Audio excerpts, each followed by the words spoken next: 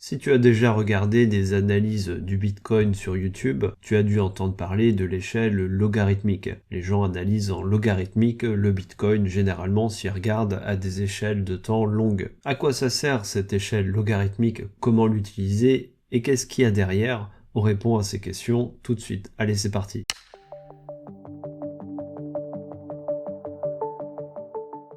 Ici, je suis sur TradingView, je regarde les données du Bitcoin qui viennent de Binance et je suis en weekly. Donc je peux regarder les données ici à partir de septembre 2017 jusqu'à aujourd'hui. Tu peux constater qu'il y a le bull market de 2017, ensuite il y a eu le bear market, et ensuite, là, c'est le bull market de 2020-2021, le bear market qui a suivi, et là, le bull market actuel. Tu peux vérifier si tu es en échelle normale ou logarithmique ici.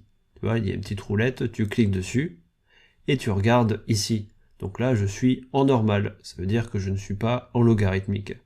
Si on n'est pas en logarithmique, comment est-ce qu'on peut analyser? On peut analyser les données récentes facilement. Mais si on veut regarder les données anciennes et comparer les données anciennes, en tout cas le comportement ancien par rapport au comportement récent, tu vois que c'est assez compliqué parce que là ça monte très vite, mais c'est petit par rapport à là. Et c'est encore plus petit ici par rapport à là. Du coup le problème avec l'échelle normale, c'est que c'est compliqué de comparer des comportements anciens avec des comportements récents. Là, tu as l'impression que depuis 2023, ça a monté beaucoup plus qu'en 2017. Pourtant, regarde si on mesure. Je mesurais du bas vers le haut. Là, ça a pris 500%. Si je mesure entre là et là, ça a pris pareil en fait, 500%. Sauf que là, tu as l'impression que ça monte beaucoup plus que là. Mais c'est la même variation en fait. Et d'après toi, est-ce que ça a plus varié entre ce point et ce point, c'est-à-dire au bull run précédent, ou alors entre ce point et ce point? On va mesurer, on va voir. Si on compare entre là et là, il y a eu une variation de 1700%, c'est-à-dire un x17, un x18 plutôt. Et entre là et là, il y a eu combien? Je viens de le mesurer juste avant, il y a eu, on va dire, un x7. Donc ça veut dire que ça a varié plus ici que là. Mais là, t'as l'impression visuellement que ça monte plus, t'es d'accord? Mais en fait, ça a monté moins. Et c'est ça l'intérêt de l'échelle logarithmique. Tu vas voir, on va se mettre en logarithmique. Donc tu cliques ici et cette fois-ci, tu sélectionnes logarithmique. Bon, t'as juste la visualisation. Et là, qu'est-ce que tu peux constater? Que t'as des proportions qui sont respectées en termes de pourcentage d'évolution. Tu vois ici, visuellement, t'as l'impression que ça monte à peu près autant qu'ici.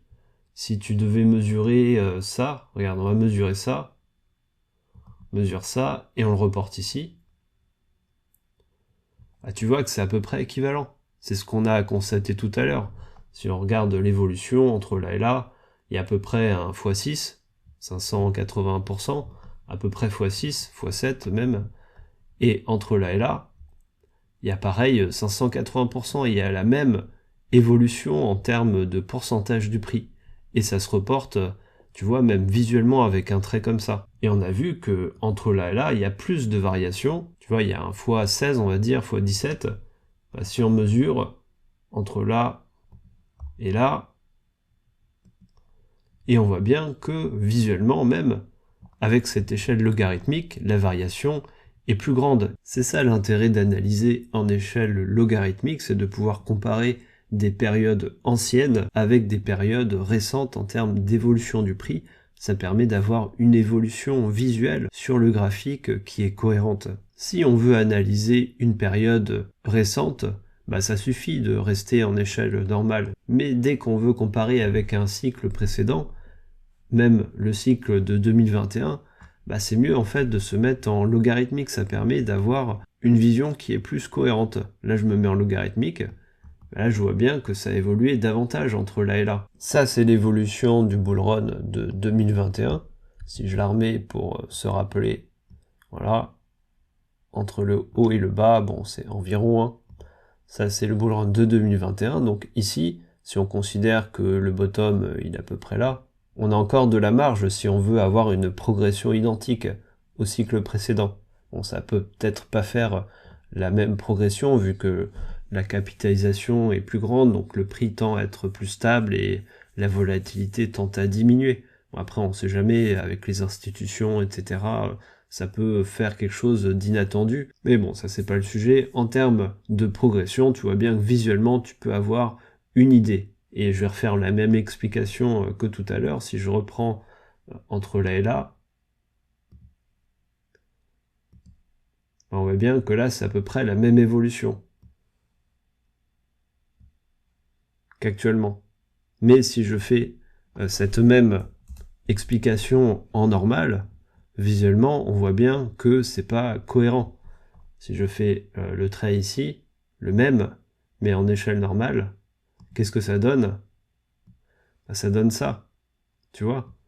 C'est pas du tout cohérent visuellement, l'évolution. Et pourtant, en termes de chiffres, l'évolution entre ce point et ce point, elle est équivalente qu'entre ce point et ce point. Voilà, j'insiste un petit peu, peut-être que je me répète, mais c'est pour bien que tu comprennes. Maintenant que je t'ai montré comment analyser en logarithmique, en tout cas comment afficher le graphique en échelle logarithmique, donc je répète, c'est ici, et tu sélectionnes logarithmique, et ici tu vois en logarithmique. Donc tu sais comment afficher en logarithmique, tu vois à peu près à quoi ça sert. Donc ça sert à avoir une cohérence d'évolution du prix entre des périodes anciennes avec des périodes récentes. Maintenant, je vais approfondir un peu plus ce qu'il y a derrière. Et si tu comprends ce que je vais te dire, tu vas même comprendre un peu plus que la plupart des gens qui parlent d'échelle logarithmique. Ils savent l'utiliser, ils savent à quoi ça sert, ils savent bien l'utiliser, mais je pense qu'il y en a beaucoup qui savent pas exactement les raisons cachées, le principe sur lequel est basé cet outil. Après, à quoi ça sert de comprendre en détail cet outil, ça dépend des gens. Moi, j'aime bien maîtriser les outils que j'utilise. Donc si toi aussi t'aimes bien comprendre en profondeur les choses, mon explication qui va suivre devrait t'intéresser. En fait, ce que je vais faire ici, je vais utiliser un script Python et je vais t'expliquer le principe de fonctionnement de cette échelle logarithmique. Tout d'abord, je reproduis ici le comportement d'une explosion exponentielle. Qu'est-ce que je fais? C'est que pendant 1000 jours, on va dire que c'est des jours, on part de 1, disons que le Bitcoin il vaut 1 dollar au prix initial, et pendant 1000 jours, il va prendre 1% chaque jour. Donc chaque jour, on va faire le prix du jour d'avant plus 1% de ce prix-là. Donc c'est équivalent à faire fois 1,01. Et on fait ça pendant 1000 jours. Qu'est-ce que ça donne? Eh ben ça donne ça, tu vois, ça fait une courbe qui est exponentielle. Au début, ça monte tout doucement, c'est à peine visuel, la progression du début, mais n'empêche que ça monte, et tout d'un coup, on voit que ça décolle, et ensuite on voit que ça décolle de plus en plus.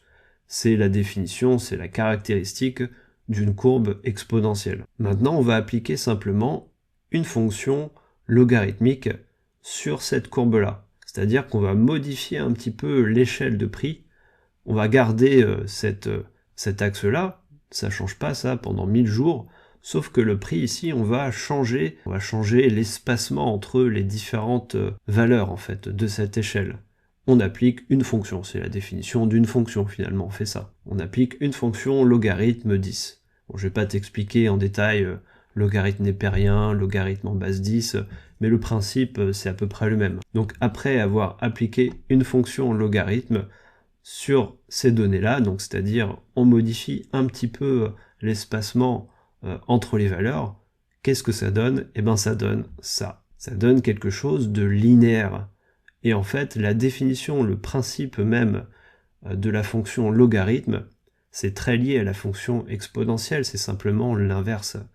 La fonction exponentielle, ça fait quelque chose d'explosif comme ça, et la fonction logarithme, c'est l'inverse de ça. Voilà la fonction logarithme en base 10. Bon, j'étais un peu feignant, j'ai recherché une image sur internet, j'aurais pu le tracer sur mon script, mais je suis un peu pris par le temps, et c'est simplement pour te montrer que c'est l'inverse. Tu vois, ici, ça démarre très rapidement, et plus ça va, plus ça tend à se stabiliser, et ça évolue de moins en moins vite. Tu vois bien que ça ressemble à l'inverse de ça. C'est pourquoi si on applique cette fonction-là, si on applique cette manière de transformer les données à cette courbe-là, ça fait l'inverse. Finalement, on se retrouve avec quelque chose de linéaire. Le seul détail, c'est que tu vois ici, les prix ils sont plus les mêmes, donc c'est un peu compliqué d'analyser. on se base sur les prix qui sont affichés dans TradingView, par exemple, 96 000, c'est compliqué après de faire l'analyse sur des chiffres transformés, qui ne veulent plus rien dire. Donc il suffirait en fait simplement d'associer, puisque à chaque jour est associé un prix. Et il y a le même nombre de prix ici que ici. Donc il suffirait en fait de prendre la liste ici et de copier-coller, c'est-à-dire ici, de transformer les chiffres avec ce qui est ici. Il suffit de faire une association ligne par ligne. C'est ce que j'ai essayé de faire ici, bon, avec les fonctions de Python, Matplotlib. On voit pas grand-chose, mais dans le principe, c'est ça qu'il faut faire. Bon, il y a une fonction qui existe, généralement on fait plutôt ça comme ça, avec yscale log, c'est un peu la même manière de faire ici. Voilà, et puis on choisit normal ou logarithme. Et disons que cette fonction de Python, bah, ça fait l'équivalent de cette transformation, plus ça garde la cohérence des données, des valeurs de données. Et finalement, qu'est-ce qu'on obtient? Bah, on obtient un axe des Y qui est cohérent avec le graphique d'origine, il est cohérent, et tu vois que cette fois-ci, on a bien une progression linéaire. Et là, tu vas me dire, mais c'est pas cohérent. Ici, on voit bien, si on prend 10 000 par exemple, à 10 000, on est ici, ben, c'est pas pareil que ici peut-être. Tu te dis ça, à 10 000, on est là. On a l'impression que 10 000, c'est plus avancé. Et en fait, non, c'est vraiment cohérent. Là, j'ai pris les deux images, je les ai simplement copié-collé ici sur une slide, et j'ai tracé à 10 000 un trait horizontal, pareil ici, et j'ai tracé un trait vertical, là où ça croisait la courbe du prix. Ici, et tu vois que c'est parfaitement cohérent. En termes de valeur, en termes de position sur l'axe DX, bah c'est cohérent sur les deux graphes. En d'autres termes, le jour où on atteint 10 000 $ sur le Bitcoin, en échelle normale, bah c'est le même jour en échelle logarithmique, et c'est normal, c'est cohérent. Il ne faut pas non plus modifier le prix, c'est pas l'objectif. Il faut modifier plutôt l'espacement entre les prix pour avoir quelque chose qui est linéaire, quelque chose que l'esprit il a plus de facilité à analyser. S'il veut comparer entre deux choses, c'est mieux de comparer deux choses qui sont linéaires plutôt que deux choses qui sont exponentielles. Allez, pour terminer, je vais reproduire ce changement d'échelle avec mon script Python pour te prouver que ce que je t'ai expliqué, c'est vraiment ce que TradingView y fait quand tu fais ça. Là, tu es en normal, tu fais logarithmique et tu vois ça. Là, je vais reproduire ce graphique. Donc c'est parti, on part des données du Bitcoin. Voilà, c'est un peu de préparation des données. Là, c'est la visualisation qu'on voit en normal, tu vois. Ici, on est en normal, bah, ça ressemble à ça, tu vois. C'est simplement les données que j'ai affichées. C'est juste que là, j'ai le bullrun de 2013 en plus. C'est les données qui viennent de CoinGecko. Sur TradingView, c'est ça qu'on voit. Mais c'est pas grave, ça change rien à l'explication. Donc c'est parti, on applique le log. C'est ce que j'expliquais avant, bah qu'est-ce qu'on voit? Ça ressemble étrangement au graphique ici. Je fais en logarithmique, ça ressemble quand même à ça. C'est-à-dire que là, c'est le bullrun de 2013, il y a un peu plus de données sur mon image ici que sur l'image ici. Il faut que tu regardes plutôt cette zone-là, tu vois. Donc cette zone-là, elle est très cohérente de cette zone-là. Le seul détail, c'est effectivement que ici, c'est plus vraiment les mêmes prix, donc c'est pas terrible si on veut analyser. Mais si on utilise la petite fonction Python qui va bien, qui garde la cohérence des prix, bah tu vois que on a la cohérence des prix. Et voilà, maintenant tu sais comment afficher les données avec une échelle logarithmique, tu sais à quoi ça sert et tu sais même sur quoi c'est basé. Ce principe, cet outil d'échelle logarithmique, tu sais comment ça fonctionne. Tu as vu que j'ai reproduit la courbe de TradingView, donc si tu as compris mon explication, bah tu as compris comment TradingView y fait, donc tu as compris c'était quoi le principe de cette échelle logarithmique. Si tu as apprécié, si tu as appris des choses, n'hésite pas à laisser un like, ça soutiendra la chaîne. Et si tu veux être tenu informé des prochaines sorties, je t'invite à t'abonner et à activer la cloche pour être tenu informé des prochaines sorties. C'était Julien sur CryptoGame, prends soin de toi et à la prochaine.